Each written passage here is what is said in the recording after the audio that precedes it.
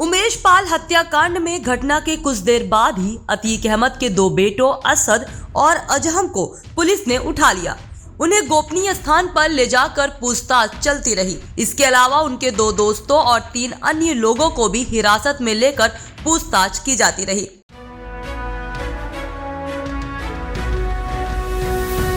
Police ने शाइस्ता परवीन से भी पूछताछ की। दरअसल सूत्रों के मुताबिक घटना के बाद जो सीसीटीवी फुटेज जारी हुआ उसमें एक हमलावर को देखकर इस हत्याकांड में शक की सुई सबसे ज्यादा अतीक अहमद पर है। इसके बाद पुलिस ने दाबिश देकर अतीक के 2 बेटों असद व अजहम को उठा लिया। असद तीसरे जबकि अजहम अतीक के चौथे नंबर का बेटा है। उन्हें गोपनीय स्थान पर ले जाया गया और पूछताछ की जाती रही। उधर उनके 2 दोस्तों को भी पुलिस ने हिरासत में ले लिया। इसके अलावा महिला ग्राम इलाके के 3 अन्य युवकों को भी उठाया गया, जिनसे देर रात तक पुलिस पूछताछ में जुटी रही। उमेश पाल की हत्या जिस तरीके से की गई उससे साफ था कि हत्यारों का मकसद सिर्फ उसे खत्म करना नहीं था बल्कि दहशत फैलाना भी था। हत्यारों ने शरेआम बम गोलियां चलाई। यही नहीं, घर में घुसकर उमेश को मौत के घाट उतारा। जिस जगह ये वारदात हुई वो प्रयागराज कानपुर हाईवे पर स्थित है। 24 घंटे यहाँ भीड़ भाड़ रहती है। फिर शाम को 5 बजे तो निकलना भी मुश्किल होता है। ऐसे में माना जा रहा है कि भीड़ भाड़ वाले इलाके में दुस्साहसी वारदात का मकसद हत्या के अलावा भी कुछ और था। उमेश पाल की हत्या के बाद माफिया अतीक अहमद की बीवी शाइस्ता परवीन ने इस वारदात के पीछे अपने शौहर और बेटों का हाथ होने से इनकार किया है।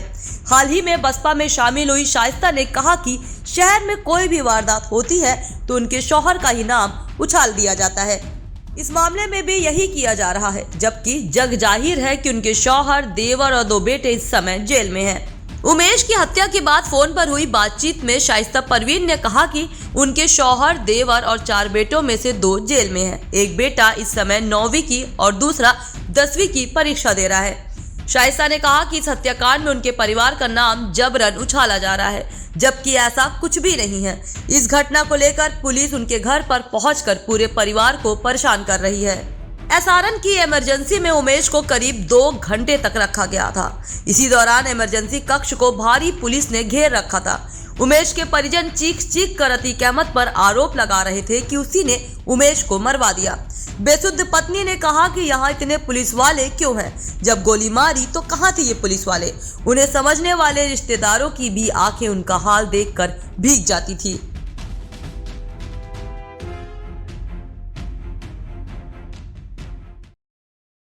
इस चैनल को देखने के लिए लाइक करें, सब्सक्राइब करें और बेल आइकन दबाना ना भूलें।